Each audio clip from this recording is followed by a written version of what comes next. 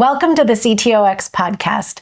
This is the place to be if you're a technology leader navigating the fractional CTO landscape.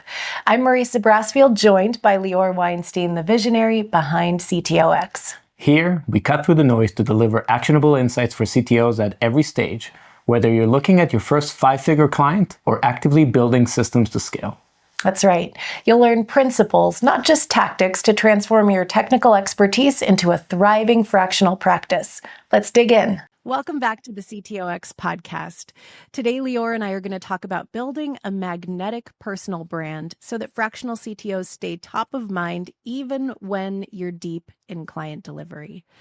Lior, I'm so excited to get into this topic with you today. I have a lot to say about personal branding. Yeah, it's one of those interesting topics when it comes up because really there's a reason why in our program we call marketing, we label it as attract, because we're trying to create a certain gravity.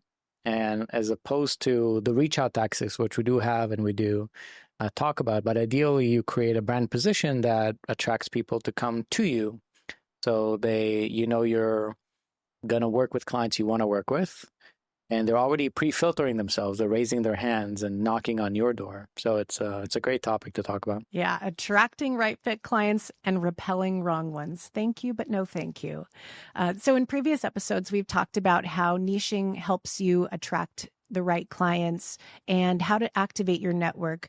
And there's many facets to visibility and how you show up, especially online.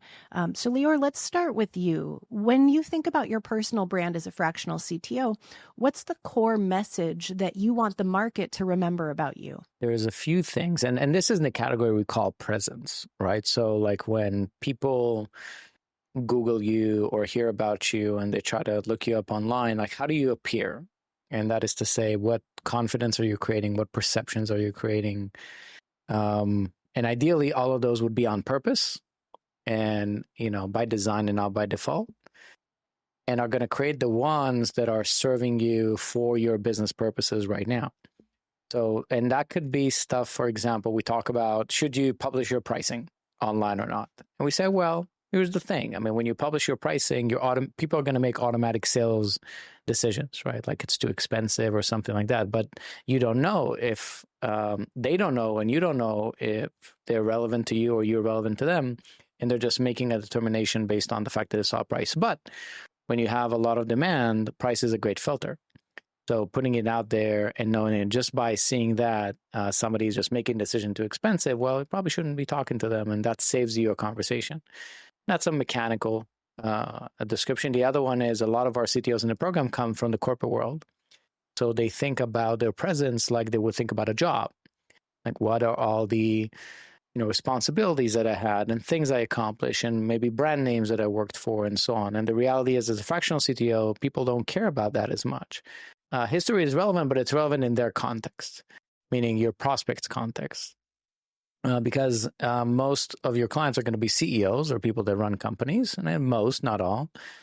And they use different signals to build on trust because they're not technical, almost by definition, because they're not technical. And very few CEOs we see our CTOs work with are actually with technical backgrounds.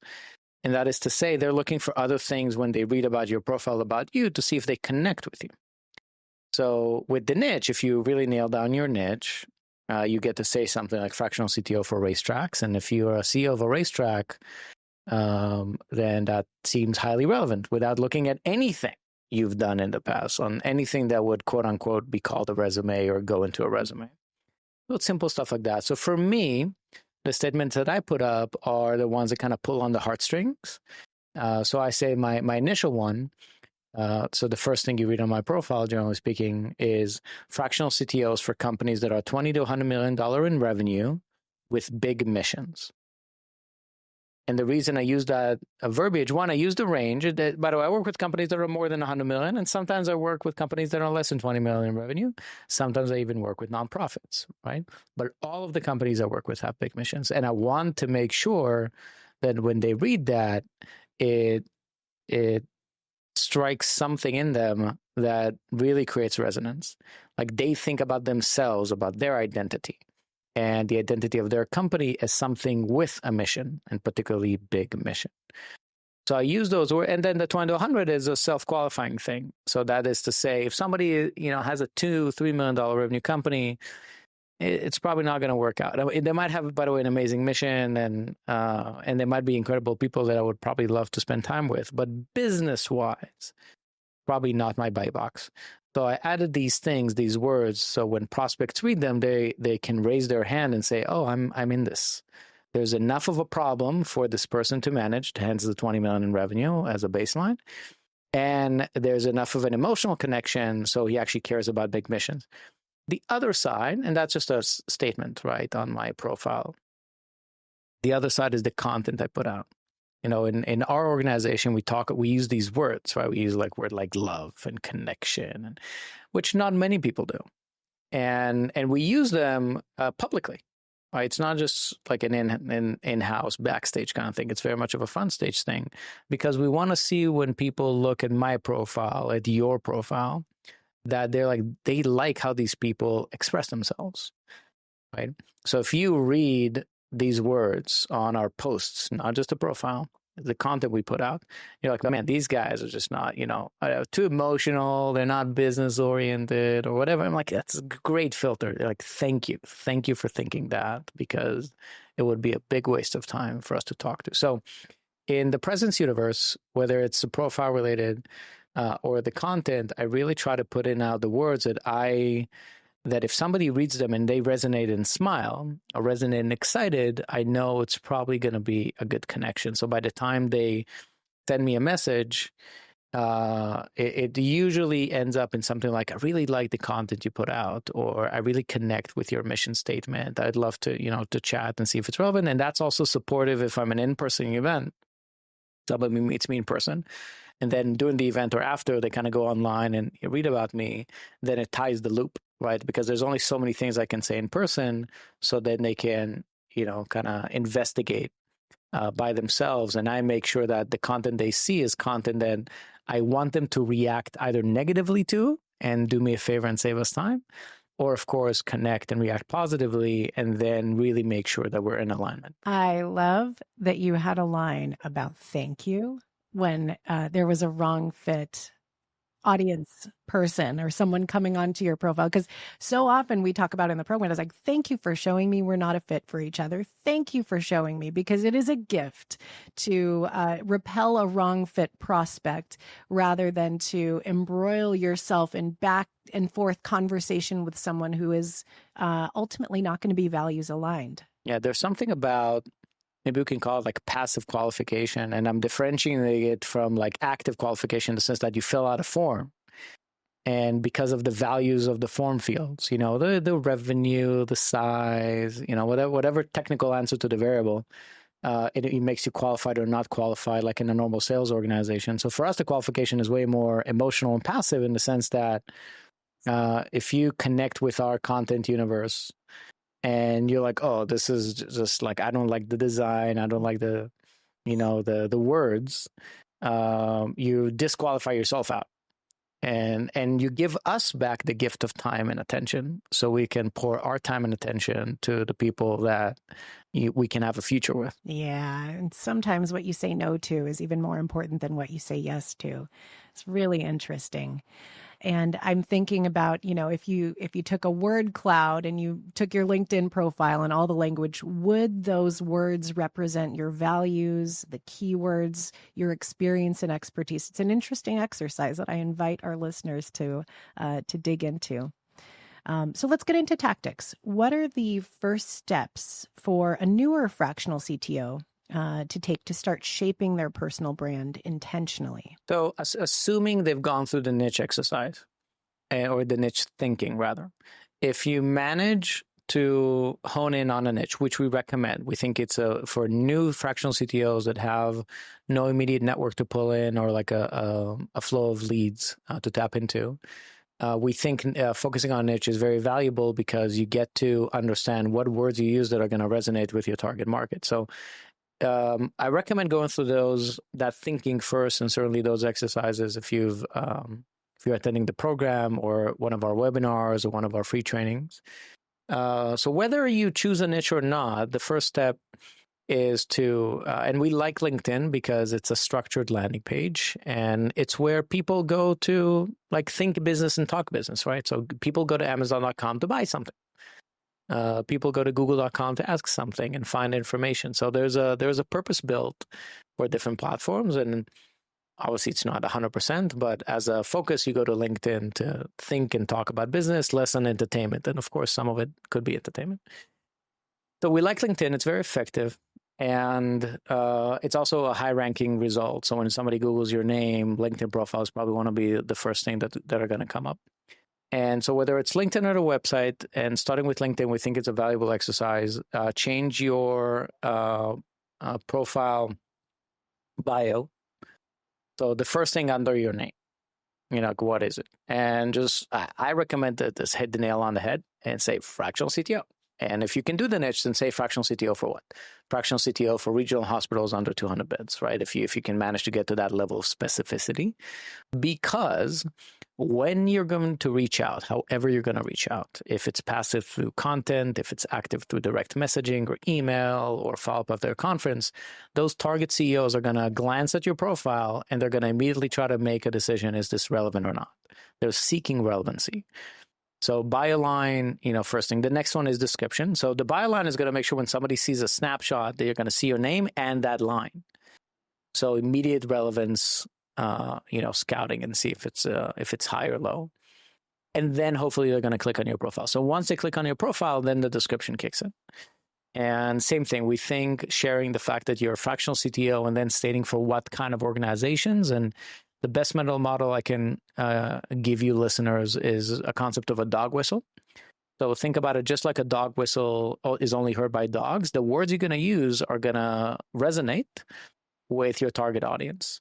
So if you're going to put in fractional CTO for, principals of private schools, over 300 students, 500 students, then anybody that doesn't fit principal of a private school of 500 students is just going to ignore it. Just going to think you're not relevant, which is exactly the result you want. You want your target audience to think it's highly relevant to them and for everybody else to go away.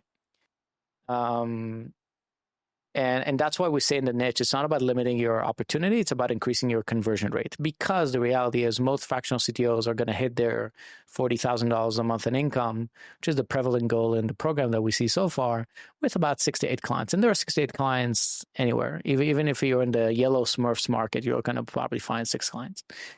So because of it, I'm not worried about market size. Sometimes we hear about this, like, is it market big enough? I'm like, big enough for what? For 6 clients? Yes, the market is big enough for 6 clients. Even if you only target chiropractors in Atlanta, then it's probably big enough for 6 clients. So that's why we recommend specificity and niching down and focusing down. Again, recommendation, not instruction. Back to what I was saying earlier. I state companies 20 to 100 million in revenue with big missions. That's, pretty widespread. And at the same time, if I were to start, I wouldn't do that. Like, I would try to find something specific to work with. So change your title, change your bio, change your description. If you have projects to showcase, I recommend that adding on LinkedIn as well as projects. I would recommend going to your past positions and changing. If the title was leadership, that's great. But if it's not, I would change the different descriptions and history into leadership related stuff. Like, what are the outcomes you accomplished? And certainly if you manage people, I would say that, like, led teams of 5 or 10 or 500, whatever it is. And what outcomes did you create? Because you want, when people read your profile, to be very outcome oriented and outcome focused. And you do that by simply writing about outcomes. If you write about effort, then they're going to be effort focused. They're going to be cost focused and not results focused. And because we recommend generally engaging in fractional CTOs with retainers and performance, then I recommend the language you use is around that. All of these things, same thing, apply to a website. And right now in the AI world, creating a beautiful website in minutes with different tools, we recommend the program Gamma, for example, gamma.app. And different ones is so easy. So take those same principles, like create your own website with your name, with your history, with information for the clients you're trying to target, with your general description of services, whatever you use. If you use our recommendation for kind of 3-item basic menu of offerings or something else, have a website. Basically, it could be a one-pager website, could be 3, but we're not talking about like 20 or 30 with resource libraries and so on. That would be the absolute best way to start. And the reality is with AI today, from the moment you hear this podcast, you can probably take the transcription of this podcast, take it to Claude or ChatGPT and say, can you follow Lior's instructions here and or recommendations rather, and create me a LinkedIn profile after you paste your LinkedIn profile, a snapshot into it. And you can execute on this and a website in probably less than an hour's worth of work. So that is the first thing I would do if I were trying to pursue fractional CTO clients. And by the way, if you are listening to this and you're building things as you're listening, please share them with us. We'd love to know and hear the impact that these conversations are having in your life and your business. That's a great start, Lior, because having your LinkedIn profile dialed in and a simple website that discusses you, who you work with, and gives folks a sense of the transformations you've provided, boy, that is a really strong foundation. And some of the work that I do with our CTOx is around thought leadership and content development. And this is the next layer. Once you've dialed in the fundamentals, then we get into fun things like your spiky point of view. This phrase comes from Wes Cow, the co-founder of the educational platform Maven. And these are the contrarian perspectives that other people aren't talking about, but need to. And so some of the ways that we do this are we map out your stories, the blend of expertise and experience that makes your perspective different from anyone else who had a similar pedigree or a similar career trajectory. Everyone listening to this has unique perspectives that are important to share, important to hear, and they form a really great foundation for thought leadership. So you map out your stories, and then you can come up and cluster them into maybe 3 to 4 pillars. And these are basically topic clusters. All of thought leadership is finding new ways to tell the same like 20 or 30 stories. And having these pillars focuses your effort, and it gives you categories to organize your experiences and the transformation stories you tell. So I could nerd out about content forever, but that's how I start thinking about chunking and bucketing content as you're building your brand, because it helps you figure out what stories are worth telling and certainly the lens through which you'll tell those stories. And it's important to distinguish with brand building in particular. It's about the emotions you want people to have when they interact with you. So part of my brand, for example, if you read my LinkedIn posts, is having like different frames of how to think about things, right? So I want when people think about me and my content and my persona to be able to think about, oh, interesting, curious, smart, right? Thoughtful, right? Nice. That's also very important. And that is to say, when you read a piece of content, thinking, what is the emotional result of people reading this? Are they going to find this insightful? Are they going to find this cool? Are they going to find this, wow, this is like a leader, talking? For example, you can also have that. You can also build a brand around like transformations and turnaround or high sense of urgency. And if all your content is about how, you deal with fire drills, then that's part of the emotional connection people are going to have with your brand. It's like, oh, this is the guy I'm going to call. This is the Batman. And that's different than when we talk about producing content for performance purposes. Because content for performance purposes, meaning we're looking for a specific action as opposed to a specific emotional resonance, like fill out a form, contact comment, send us a message, and so on. By reacting to a piece of content, a lead magnet, a tool that you created, and so on. Brand is really about nailing down the emotional virtual relationship people have with you, with the idea of you, rather they haven't met you yet. And versus other forms of marketing that have more of a tactical flavor to them. So brand is this thing that every time somebody reads, so if you introspect and you look at the content you put out and the presence you have, you're like, well, what's the emotion that I think I'm going to get? Then you can probably prompt ChatGPT and Claude for this as well, if trying to get something a little bit objective. And if you find like, oh, this is kind of dry and this is very transactional, then it's not brand content. It's other kind. It doesn't mean it's bad content, but it's not brand content, right? If you're using words that are very high level, right? Like need, college degree education to understand what you're talking about. You have to understand that's the kind of people that you're going to attract or repel. So if you're going to end up, selling to CEOs of local construction companies, you're going to talk very different than if you're selling to CEOs of biochemical engineering firms. Well, just not the same. And that is not to say one is more intelligent than the other, but their day-to-day vocabulary is different. And if their day-to-day vocabulary is different, you're going to need to match their vocabulary to get the resonance. Otherwise, you're just not going to connect. Same thing with their challenges. If their day-to-day challenges, they use certain language to express, then you need to be in line with that, because otherwise it's not like they're not going to understand you, but they're not going to connect with you. So very important to understand the differences between brand and emotional related content and the posture you're creating for yourself, rather than marketing, which has a more tactical approach of getting an action, getting some kind of a reach out from the market to talk to you. Yeah, we talk a lot about message market match, and the ideal outcome of a great message market match is you create a piece of content, whether brand or performance, and it's like entering a conversation they're having in their leadership team. You're matching the words, you're demonstrating awareness of the problems, the implications, the opportunities, and then bringing in your credibility to create a positive transformation and a great result. So a few minutes ago, you talked about reworking the experience section of LinkedIn to focus on outcomes rather than effort. And a lot of times when we're coaching brand new CTOXs in the accelerator, their experience section is kind of worded like a resume versus a story of transformations across multiple businesses. What are some other mistakes that you see tech leaders making when building a brand on platforms like LinkedIn?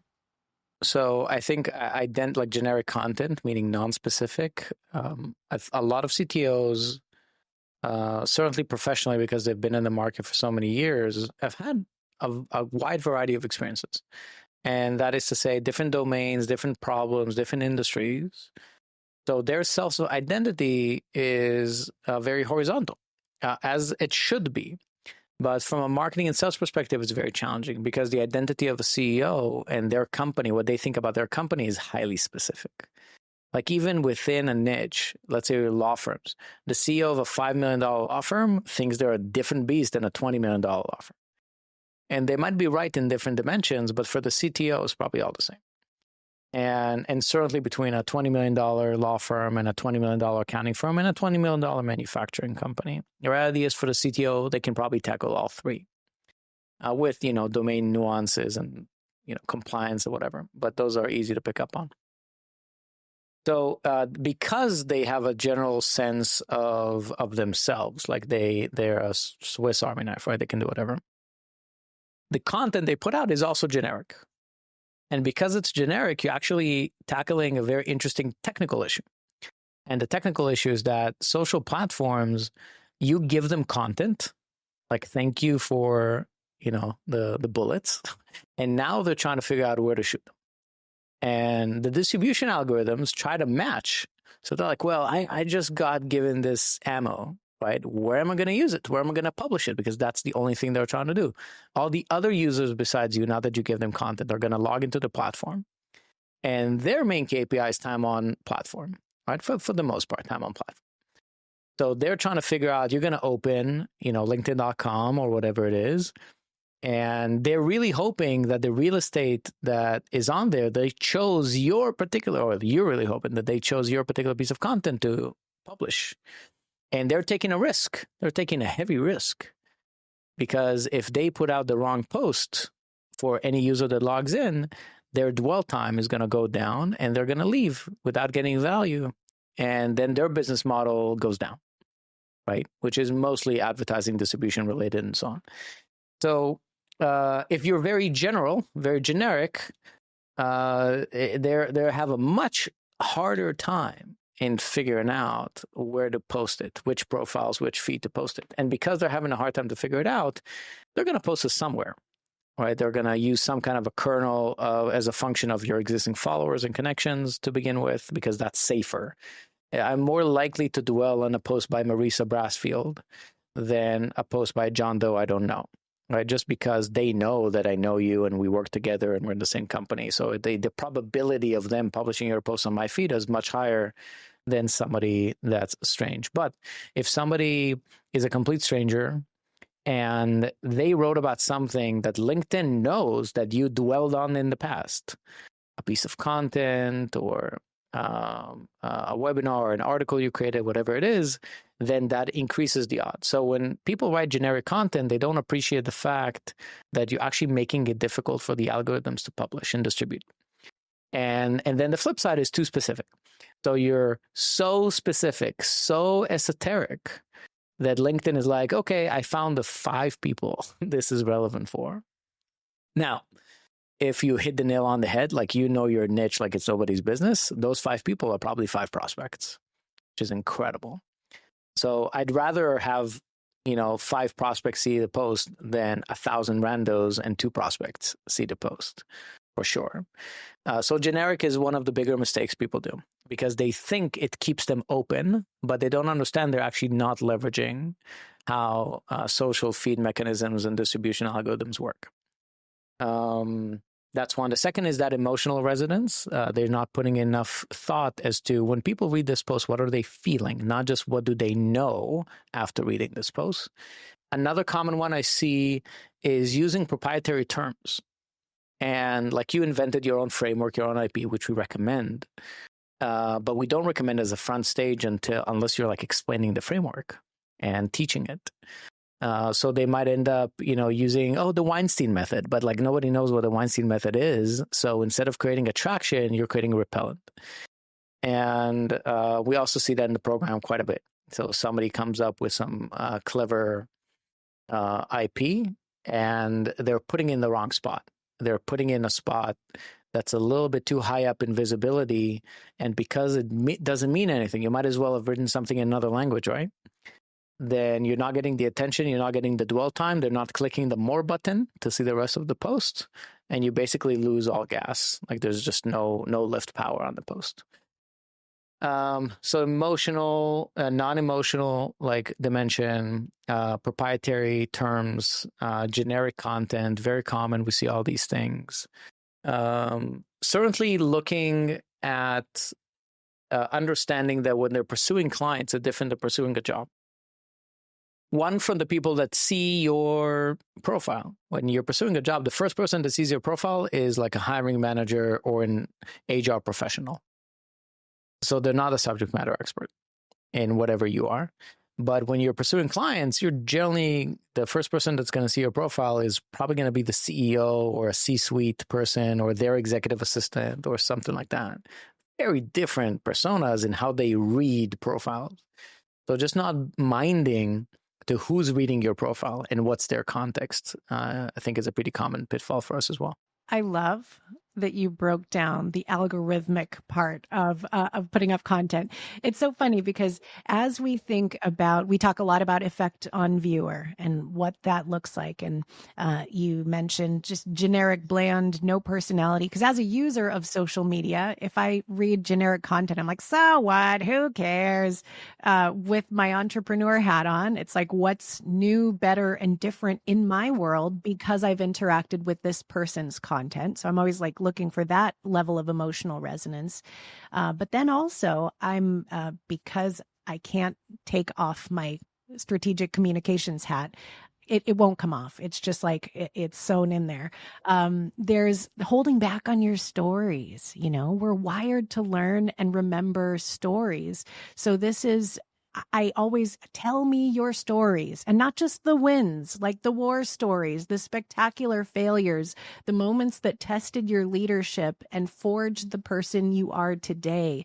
Give me a reason to fall in love with you and your mission and your vision and your values. And, so much of the generic, bland LinkedIn content is just It's just there. It exists. Anyone could have prompted that same article. Yeah, facts over stories. I mean, it is people just share facts, and the narrative disappears. And the Joseph Campbell hero's journey is so easy to access these days. Like you can literally just go to ChatGPT and like share something and like rephrase this with the hero journeys in mind. And people get attracted. People get attracted to stories. They get attracted to narratives. I even remember when I was a young marketer, we had all these templates we were taught for search marketing and to get a response. And some of the best ones are like, one day I sat at the piano and, as a starting, right? And it's a simple line, but it's like it puts you, in a certain context. It instantly transports you somewhere, and it's a hook. Like, and what? And there's a lot of know-how in marketing, and I think that's part of CTOs coming in because they don't see themselves as marketers and salespeople, which makes perfect sense. That's not their profession. But everybody tries to convince somebody of something, which is really what marketing and sales is. You either try to get buy-in for your team, buy-in from your boss, buy-in from a client. And sometimes you do it in a live format, so we call that sales.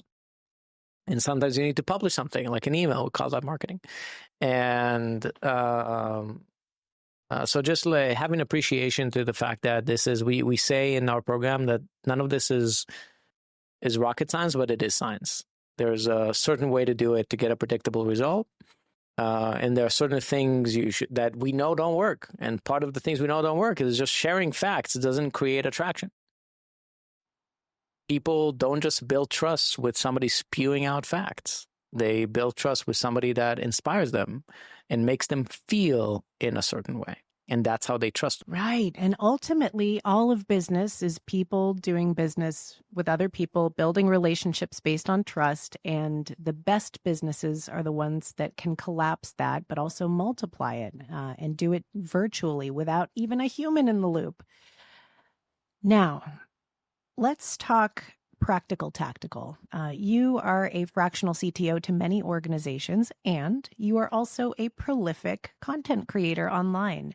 How do you personally stay visible when you're buried in client work? And what's your kind of minimum effort, high impact system to staying visible? So I worked with a coach for a long while, and the methodology ended up in these kind of session where it's these vacuuming kind of brain dump sessions, right? So we would start a meeting and he would prompt me with a story, right? Tell me about a time that X, you had a surprising hire, right? Or a client had, a bad situation and you helped. And then I was kind of sharing the story. And then we took that raw transcript and tried to think, okay, what are the components of this? Like who's the hero? What's the mission? What's the drama? What's the turnaround point? Kind of classic story functions, and then create a draft. LinkedIn doesn't love when you schedule things, like use automation tools. So even to this day, I still like go in and post. I think scheduling same day is probably okay, but using scheduling systems, it's kind of known that LinkedIn doesn't favor those posts. Now that said, that's true for right now. Maybe, later it's going to change. It's a fairly dynamic market. But that process is still the same. Like as that is, I have a session and I have my usual suspects of prompts. And I think about a story and then we format it to an actual story, like an actual narrative that doesn't take 5 minutes, to tell or to read. And then post. I've seen that for me, like if we look at LinkedIn, like specifically, so I do LinkedIn, I do TikTok videos these days. And LinkedIn, I've been doing for longer, so I have a little bit more wisdom. For me, text posts work better than video posts and image posts, and that could be just a function of the platform these days. What I consider top of funnel is proper top of funnel, what's called like context free, meaning you don't need any context to enjoy this post or to read this post. And as soon as you go middle or bottom, then you do. And then I'm talking to someone. I'm talking to a CTO, I'm talking to a CEO, a business owner, someone specific. So obviously the best posts I have are top of funnel posts. And that is to say anybody can read them. Anyone can read them. And those are usually stories about, or that's another frame for LinkedIn. It's important to understand LinkedIn is a place where people think and talk about jobs. And that is seeking work, doing work, letting go of work, considering work. So my best performing posts are text posts that are related to the meta of work, of job. And then everything else might have more of a commercial intent, once in a while. So I definitely do way more context-free posts that are top of funnel than I do anything middle and bottom. I tried to concentrate the ideation to once a month and then basically get about a month's work of posts. When I can, working on pillars is perfect, meaning we think about some themes and then, 4 topics of that theme, which fills up, once a week, for example. I haven't seen much difference personally for me, between my friends that post every day and myself. I think we're getting pretty much the same impressions. I think the casual common advice is post every day, which is the safe advice, right? It's the safe advice. To your point, I don't have time to post every day. Like, even if I really wanted to, it's just a non-thing for me. And I feel like letting other people post in my name hasn't worked for me yet. Like, I didn't quite find somebody that can really write the way I think. So I'm down to 2 or 3 posts a week. I don't really do more than that, unless it's around an event or we're promoting a webinar or something like that, more tactical. In videos, we have an amazing team that we basically go through the same thing. We think about different concepts, and I either write a script or one of our team members write a script, which obviously you guys know me very well. And about once a week or two, we open a recording session, knock out a few videos in about 20 minutes, and then it goes to an editor that does it. Now, all these things I'm saying, you can just do by yourself. You don't need a team. You can use AI, and you can edit yourself with CapCut and these systems. It's not sophisticated edits. I used to edit myself on my phone. So my very first, 12 TikTok video or something, it was just me recording while walking outside, then opening CapCut, and it automatically adds captions and does different, video cuts to zoom and change angles and stuff like that, and then uploading to TikTok myself. So within a 2-hour walk, I recorded, edited, and published, videos, just kind of leveraging it at the same time. And that's probably the best advice I can give in general. Try to pair it with something you would already do. So if you devote dedicated time, you really need to commit. And if you can do it while walking, or basically Gary Vaynerchuk has this line, right, from years ago: document, don't create. So if you can afford to just film yourself or talk about something that's already happening in your life or your workday, that gives you both the gunpowder to work with and the context. Like, when should I talk about it? You should talk about it right now because you're thinking about it, as opposed to just, artificially blocking a Monday, which is great if you can hang to it. But if not, just pair it with a behavior you're already doing. We love habit stacking. Just habit stacking. Exactly right. So I really try to concentrate the ideation and the record to single sessions, and then basically stack up for a week or a month. And it is important. I wish I was able to offer more time for it, but it's a priority thing. I think, as time passes, I'll probably continue to put more and more time into content production. Right now, I really try to concentrate the ideation, the production, and then the distribution is throttled over time. I definitely don't start on Monday and think what post I'm going to write today, write the post and then publish it. I used to do that. It's way too much work, too much attention. So just concentrating the work. Too much pressure on that hour to artificially constrict your creativity. One of my favorite use cases for tools like Otter or any kind of voice memo capture function is if I'm doing laundry, walking the dog.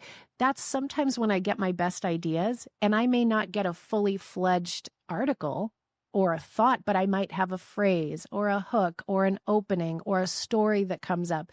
Just dictate the thing while it's fresh, and then we partner with our AI friends to help develop that nugget into a formal article. One of my favorite moments of one of our CTOx faculty member, Jordan Crawford, he had a mega prompt that enabled a CTOx to work with a large language model and just get a line of questioning on their background again and again and again to crystallize their expertise and their unique methods of creating value. Because it's great to do it when you can brainstorm with somebody or even just sit with somebody for 20 minutes and have them ask you questions, but you can't always do that for logistical or geographic reasons. That's right. Yeah, if you can pair with a buddy, that's great. The next best is pair with AI. And just think collaboration. It's much easier to produce this in collaboration. So, oh gosh, there's so much we can say on this. But if a fractional CTO wanted to raise their visibility this quarter, what's the one thing that you would tell them to do first? I think leveraging, like one of the tools we recommend in the program is called Scribe with a P, like scribe with a P. And I think it's scribe.io. Yeah. And it's really nice because it's fairly cheap. All these tools are cheap, right? $50, $80, whatever that is. And it's nice because it learns about you. It can actually interview you, like prompt you, and then write different pieces of content for you. I think the best thing is to just start writing and posting text, not photos, not videos.